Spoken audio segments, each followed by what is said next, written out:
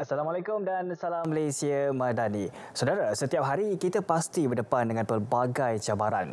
Jika kita menjadikan cabaran tersebut sebagai penghalang untuk mengecapi kejayaan, maka ianya akan menjadi satu kegagalan.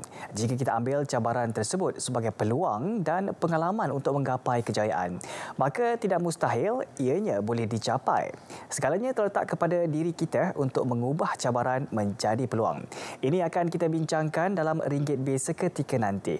Dan untuk waktu ini, kita akan melihat dahulu perkembangan ekonomi semasa. Dimulakan dengan perkembangan ini. 250,000 pengunjung dengan potensi jualan lebih 1.6 bilion ringgit disasarkan sempena Malaysia Auto Show MAS 2024. Menteri MITI berkata, selain pameran jenama terkemuka automotif, ia juga mengetengahkan bakat PKS di peringkat dunia. MAS 2024 dianjurkan secara strategik dengan menekankan kepentingan amalan mampan dalam sektor automotif. Ia dijadual berlangsung dari 21 hingga 26 Mei tahun depan di Maeb Serdang dan IOI City Mall Putrajaya. Beralih ke perkembangan yang berikutnya, Perdana Menteri mahu tempoh kelulusan pembangunan rumah mampu milik RMM dipercepat bagi memangkin pelaburan dan perbaiki tahap memudah cara perniagaan di Malaysia. Seterusnya, menarik dan memudah cara pemaju untuk sediakan lebih banyak RMM demi manfaat rakyat. 500,000 unit rumah mampu milik disasar menerusi rancangan Malaysia ke-12. Konsep perumahan inklusif madani akan dijadikan teras pembinaannya pada masa depan. KPKT memberitahu setakat 30 September, lebih 400,000 unit kediaman mampu milik sedang dilaksana. Lebih 200,000 unit daripadanya di peringkat siap dan sedang dibina. Baik saudara, seterusnya kita tinjau prestasi pasaran bersama PNB Investment diikuti dengan harga komoditi setakat tengah hari tadi.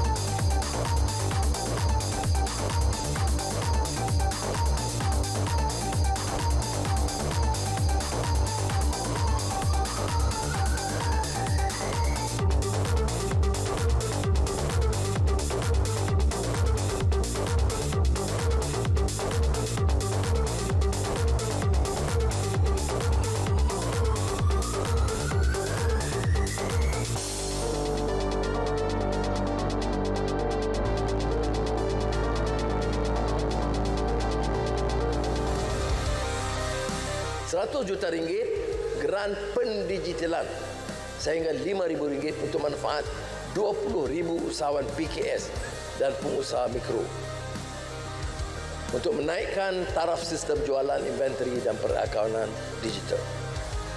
RM900 juta pinjaman di bawah BNM Bank Negara Malaysia menggalakkan syarikat PKS meningkatkan produktiviti perniagaan melalui otomasi dan pendigitalan. RM40 juta untuk program Shop Malaysia Online, iaitu untuk peniaga kecil, terutama bidang makanan yang berniaga dari rumah. Pusat ekonomi digital di setiap DUN akan terus diperkasa untuk menyokong pengusaha kecil menjual produk secara dalam talian dengan peruntukan RM25 juta.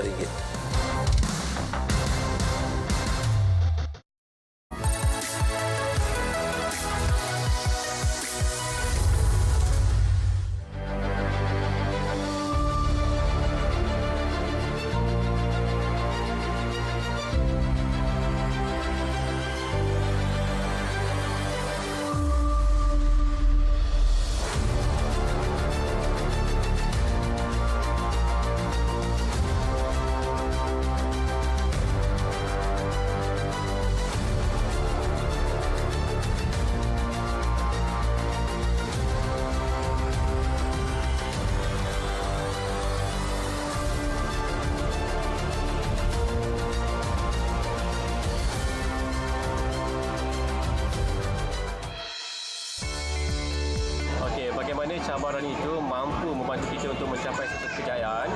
Based pada pengalaman saya, kalau tanpa cabaran saya tak berdiri di sini. Saya tak ada kejayaan saya yang sekarang ini. Saya memberanikan diri saya untuk menghadapi cabaran, pergi interview, hadapi cabaran untuk cabar diri saya mencuba benda sesuatu yang baru, dan alhamdulillah hasilnya hari ini saya dah ada kejayaan saya sendiri. So dengan cabaran inilah anda tak perlu takut. Ini merupakan langkah pertama. Dengan cabaran ini jangan takut gagal. Kegagalan yang saya hadapi pada suatu ketika dulu telah membawa kejayaan saya pada hari ini. So kepada korang yang ada di luar sana, jangan lupa, jangan risau, jangan takut hadapi cabaran. Hadapilah ia dengan tabah. Cabaran jangan putus asa. Cabaran ini sebenarnya sangat membantu kita untuk mencapai sesuatu kejayaan, insya-Allah. Sebenarnya cabaran ni dalam kehidupan kita sebagai manusia, kita mempunyai pelbagai cabang cabaran untuk mencapai apa-apa sahaja kejayaan. Salah satunya kalau dululah pada diri saya sendiri, apa yang pernah berlaku pada diri saya, kalau dulu saya tak mampu untuk berhadapan dengan orang ramai, dan pada hari ini alhamdulillah saya mampu menjadi contohnya sekarang ni lah, saya mampu menjadi seorang DJ, saya mampu menjadi seorang pengacara bagi majlis-majlis di jabatan saya, dan itu merupakan cabaran untuk diri saya dan menjadi sumber inspirasi kepada rakan sekerja saya, kepada masyarakat di sekeliling saya. Alhamdulillah. Bagaimana saya menukar cabaran kepada suatu peluang, yang mana saya rasa sebenarnya cabaran adalah sesuatu yang boleh dicapai bila kita ubahnya atau kita sesuaikannya menjadi satu peluang. Seperti saya, yang mana saya dipindahkan ke Rembau, tempat yang baru dan bidang yang baru, saya anggap itu sebagai cabaran, yang mana saya dapat menerokai sebuah peluang yang baru dan sangat besar, yang mana boleh membawa kepada generasi-generasi masa depan dan segi kerjaya mereka.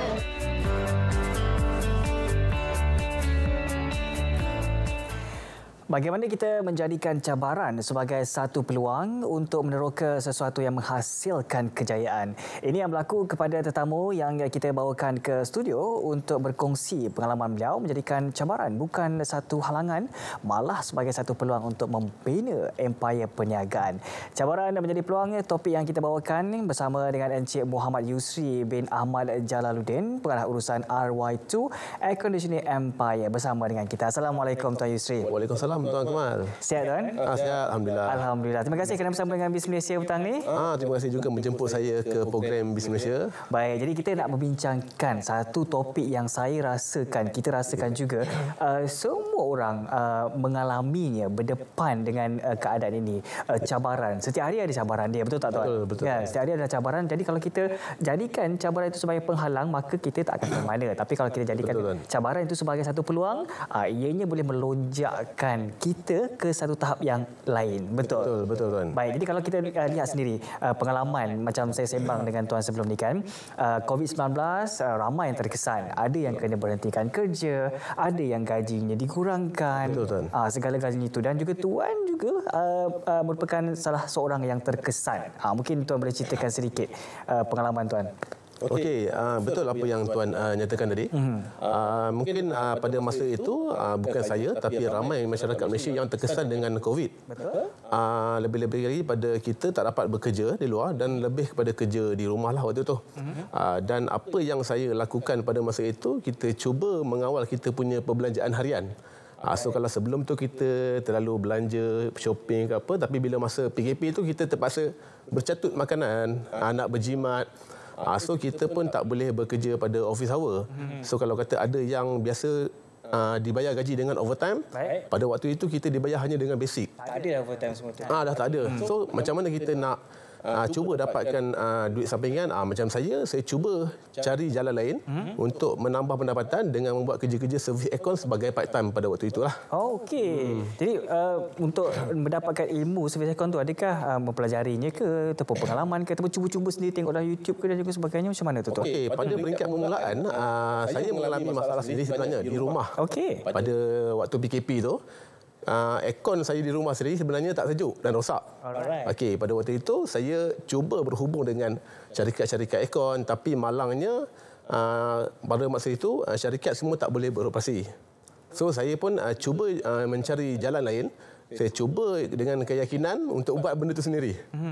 Dan saya cuba tengok di YouTube tentang macam mana kita nak repair ataupun servis aircon. So saya pun cubalah dengan apa yang ada. Mungkin sebelum ni saya bukan dalam bidang aircon. Saya lebih kepada bidang otomotif. Sebab dulu saya bersekolah di Sekolah Menengah Teknik Taiping dalam jurusan teknologi otomotif dan beralih ke IKBN dalam jentera berat pun otomotif juga. Memang zero tentang basic berkenaan aircon dan electrical. Jadi pada masa PKP itu saya betul-betul bergantung pada YouTube. Kita tengok macam mana dia nak servis aircon dan saya berulang-ulang kali tengok dan alhamdulillah saya praktiskan, alhamdulillah saya boleh selesaikan masalah aircon saya yang tak sejuk tu. Baik. Dan pada itu baru timbul semangat dan keyakinan. Saya pun post di status WhatsApp. Dan ada salah seorang kawan saya yang komen. Dan nama dia adalah Ramli Atan. Dan dia juga adalah partner saya sampai sekarang. Daripada situlah startnya kita berbincang untuk buat bisnes aircon. Dan pada masa yang sama saya masih bekerja sebagai operator kren menara waktu itu. Okey, maksudnya daripada operator kren menara kemudian dikurangkan gaji, hanya dapat gaji basic sahaja. Ya, betul. Semasa pengurangan gaji itu mencari peluang. Dan mencari peluang.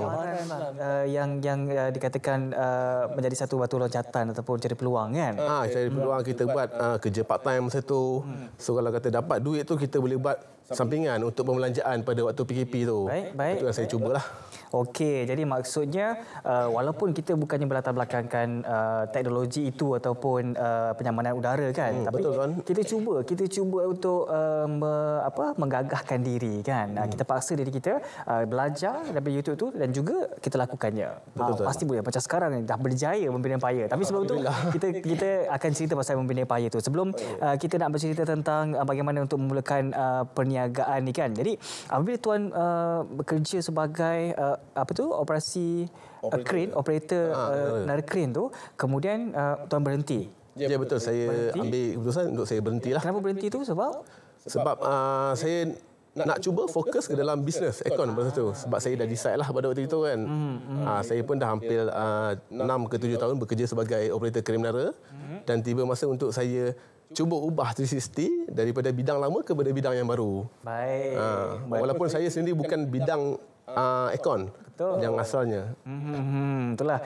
Dan dia bertitik tolak daripada sebab kena kurangkan gaji itu kan. Ya, betul, jadi kita cari peluang-peluang yang ada yang boleh menambah pendapatan untuk kelangsungan hidup sendiri. Jadi tercetusnya untuk memulakan perniagaan. Okey, kita tahu untuk buat aircon tu mula-mula nak betulkan aircon rumah sendiri kan. Tapi ya, betul. Akhir sekali memulakan perniagaan. Ni macam mana tercetusnya untuk memulakan perniagaan tu? Okey, untuk memulakan perniagaan tu macam saya cakap tadi bila saya dah post di status WhatsApp, ada rakan saya yang partner saya sekarang ni bertanya untuk kita menjalankan bisnes tu.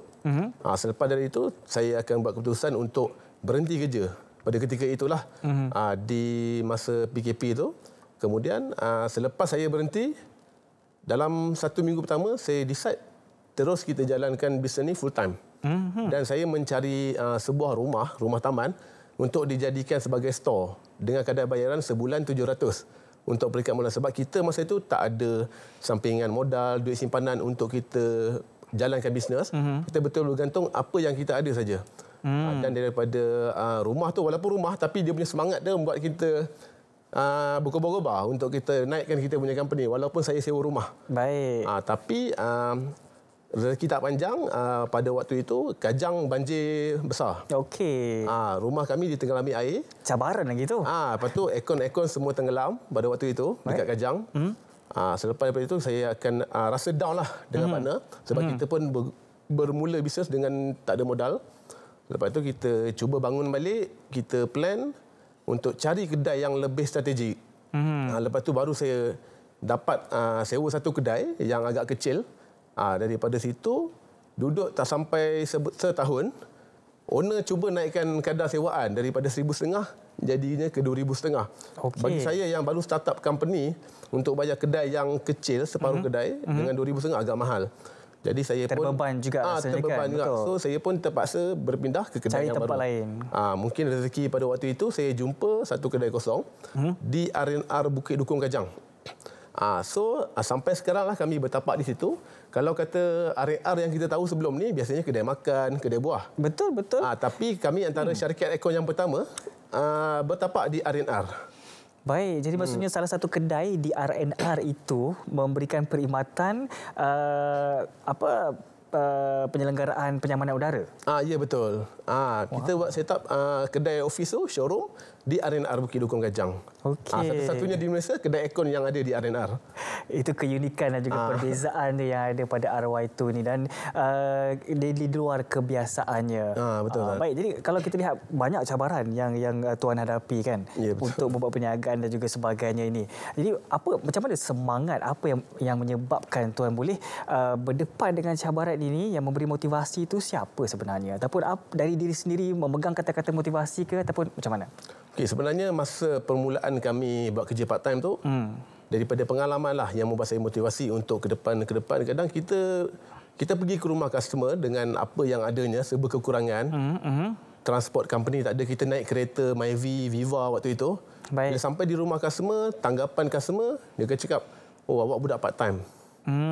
So kadang kita rasa tercabar. Keyakinan customer tu. Keyakinan customer. Padahal kita dalam masa yang sama kita tercabar untuk kita buktikan aku mampu. Betul. Tapi bila satu masa tu kadang saya rasa segan. Terpaksa kita parking ujung taman tu untuk elakkan customer tu nampak kita naik kereta. Okey. Tu apa yang saya buat dululah. Tapi selepas saya mampu beli van pada waktu itu, bila kita datang ke rumah customer, tanggapan customer lain pula. Dia beranggapan, "Oh, cantik van. Kerja dengan Cina ke?" Itu yang saya terima. Jadi benda-benda itu yang buat saya semangat dan untuk teruskan lagi bisnes ni lah. Baik. Itu daripada dorongan kawan-kawan dan juga family serta rakan-rakan lah. Baik, jadi apa yang saya nampak, cabaran ataupun kata-kata tak menjadikannya sebagai pematah semangat. Betul. Ianya merupakan penyuntik semangat pula. Betul. Kita menukar benda-benda yang negatif itu kepada positif dan itulah yang boleh melonjakkan lagi. Betul? Betul, tuan. Itu yang buatkan saya lagi berubah-ubah. So kenapa bila nampak kelengkapan cukup, van baru, kenapa masih berfikir bekerja dengan Cina? Sedangkan kita Melayu ni kita mampu buktikan berdaya saing dengan betul. luar. Baik, dan juga daripada pekerjaan ini saya difahamkan juga tuan sekarang ini mengikuti pengajian, betul? Ya, betul tuan. Saya mengikuti pengajian. Kita nak kongsikan semuanya itu selepas ini cabaran belajar kerja pula. Jadi kita akan berhenti seketika tuan. Baik, tuan. Baik, jadi untuk anda semua terus setia bersama kami BIS Malaysia berhenti seketika. Jemaah Menteri memutuskan masalah kesihatan rakyat itu adalah hal yang utama. Soal pelancongan atau pertumbuhan ekonomi itu tidak boleh mengatasi kepentingan mengawal dan merawat rakyat, termasuk COVID-19. Soalnya, apakah langkah-langkah diambil sekarang?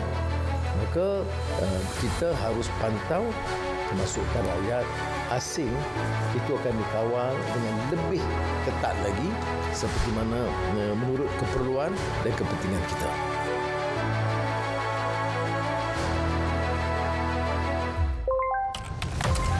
Dalam kita membangunkan aplikasi yang memberi kesejahteraan kepada negara, ada yang menyalahgunakannya. Sejak kebelakangan ini, terdapat peningkatan ketara dalam penyebaran maklumat atau berita palsu yang boleh menimbulkan kekeliruan dan kegusaran di kalangan masyarakat. Ancaman berita palsu tanpa verifikasi sumber, fakta dan maklumat memberi impak serta implikasi negatif kepada rakyat dan negara.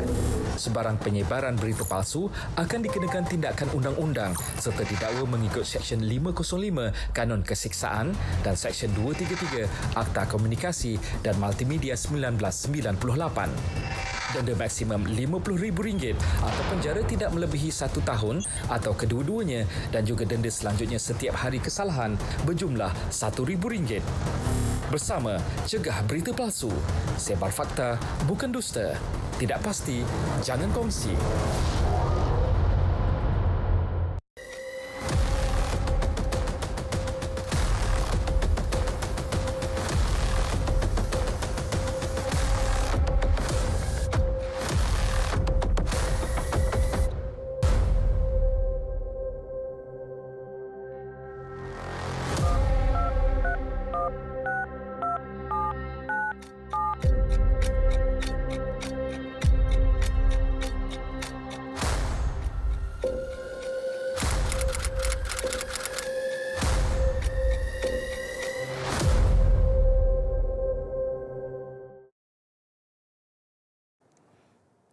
Kembali dalam BIS Malaysia, cabaran menjadi peluang. Kita masih lagi bersama dengan Encik Muhammad Yusri bin Ahmad Jalaluddin, pengarah urusan RY2 Air Conditioner Empire untuk perkongsian. Baik, Tuan tadi dah pun ceritakan banyak betul cabaran untuk melakukan perniagaan kan. Daripada dikurangkan gaji, kemudian memulakan perniagaan, premisnya dinaikkan harga, dengan bencana banjir lagi. Macam halangan. Tapi kemudian dimaklumkan juga Tuan dah bekerja sekarang, dah ada perniagaan, tapi sambung belajar lagi. Ya, betul. Memang suka dengan cabaran ke apa ni? Pada asalnya saya memang tak ada diploma. Saya bukannya saya sekadar sampai CJ kemahiran level 3. Okey. Tapi bila saya cuba follow Mara punya portal Facebook, saya jumpa macam peluang ni lah. Jadi saya macam teringin untuk ambil diploma dalam masa bekerja. So kebetulan saya berjumpa dengan Facebook Encik Syukran lah. Daripada situ saya follow dan saya terus masuk ke dalam program di bawah Mara dengan bersama IKM Kuala Lumpur. Baik, program apa tu? Program D-Track untuk Diploma Teknologi Usahawan. So ada kelas ni adalah sangat bantulah untuk bumi putera yang macam baru nak grow macam kami ni, yang daripada kecil. So banyak tunjuk ajar daripada kita punya tenaga pengajar lah, iaitu macam Encik Syukran dan juga Encik Samsul. So berkenaan bisnes, dia orang banyak bagi support. Baik. So saya program ni selama 3 tahun untuk diploma usahawan ni. Diploma Teknologi Usahawan. Saya adalah batch yang 2023. Baik. Tahun ni punyalah. So daripada situ pula kita ada circle-circle yang positif. Boleh katakan 30 kita punya 30 pelajar tu adalah usahawan aircon. Baik. Kat Malaysia. So bila ada circle yang positif, kita saling berkongsi idea, berkongsi pendapat, berkongsi teknologi. Daripada situlah sangat membantulah bagi saya yang baru startup company ni. Maksudnya dah jumpalah komuniti peniaga dan belajar dengan sekeliling orang-orang usahawan tu. Ya, betul. Baik, jadi diploma teknologi usahawan, bidangnya bidang aircon. Bidang aircon. Diploma teknologi usahawan bidang untuk aircon lah. Dia macam mana membagikan masa dengan berniaga, belajar tu di sepenuh masanya kena menghadiri kelas ke ataupun bagaimana tu? Okey, kalau kata kelas tu dia lebih kepada kelas online. Biasa di sebelah pagi saya akan utamakan kelas online lah. Kelas online daripada IKM Kuala Lumpur. Ada pengajar-pengajar yang akan bagi kita punya inilah task. Lepas tu di sebelah petang saya akan fokus kepada syarikat lah. Baik. Jika ada site visit, jumpa klien ke atau sebagainya lah. Dan di sebelah malam pula saya fokus betul-betul kepada family, anak dan juga isteri. Sebab ada setengah orang bertanggapan nak jadi business owner ni kena bekerja 24 jam. Tak ada cuti sampai ke malam duduk office. Bagi saya sebenarnya kita yang membahagikan masa. Kita yang membahagikan masa. Kadang-kadang rezeki itu pun datang daripada anak dan isteri di rumah. So kalau kita menghabiskan masa di office, kita tak ada luang masa bersama mereka.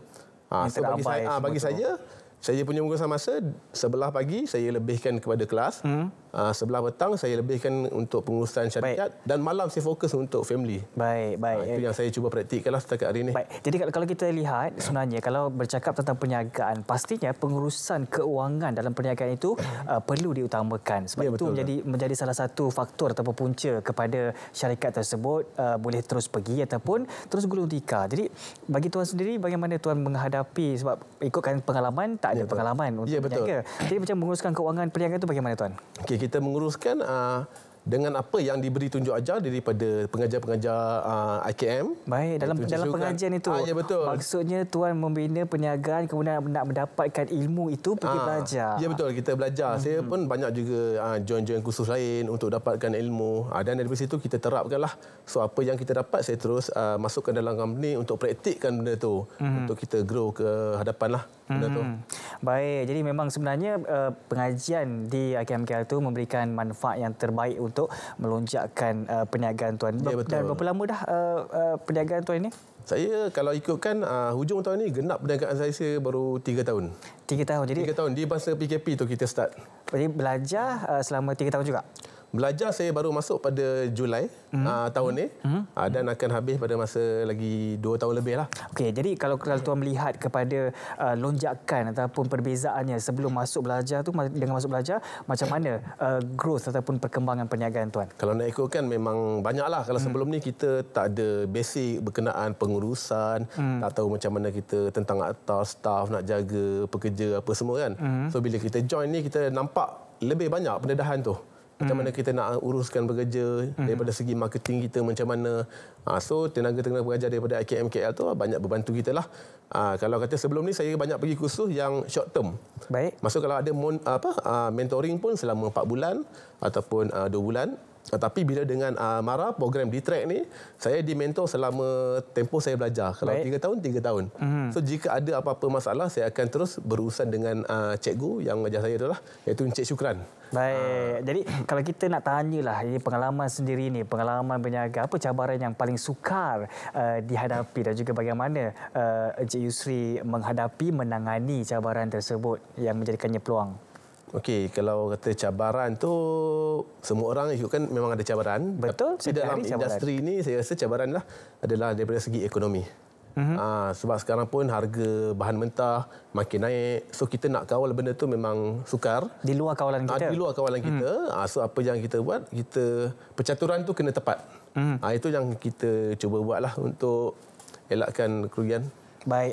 Jadi mungkin secara ringkas ni lah kita nak tahu. Tuan masih lagi muda kan? Betul? Umur ya, berapa? Betul. Saya baru 31. So, sangat muda. Kalau kita tengok pesanan kepada penonton kita, kepada anak-anak muda kita yang ketika ini, Mutaini mungkin cepat lelah ataupun cepat mengalah dengan cabaran yang dihadapi. Jadi apa pesanan-pesanan untuk secara ringkasnya? Okey, saranan saya kepada anak-anak muda di luar sana, mungkin yang tak berpeluang untuk melanjutkan pelajaran di universiti ataupun degree, boleh cuba ke arah kemahiran.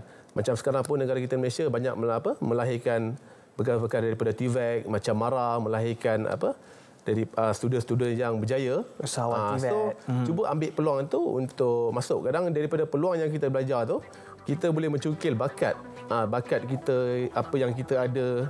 So kita daripada situ juga kita boleh timbul minat dengan bidang yang kita ceburi tu. So tak semestinya kita tak pandai dalam akademik, tapi kita ada peluang lain untuk kita tunjukkan kita punya bakat. Baik, yang penting apa je cabaran yang kita hadapi, kita jangan mengalah. Betul. Kita kena jadikan ini sebagai satu peluang untuk melonjakkan diri kita.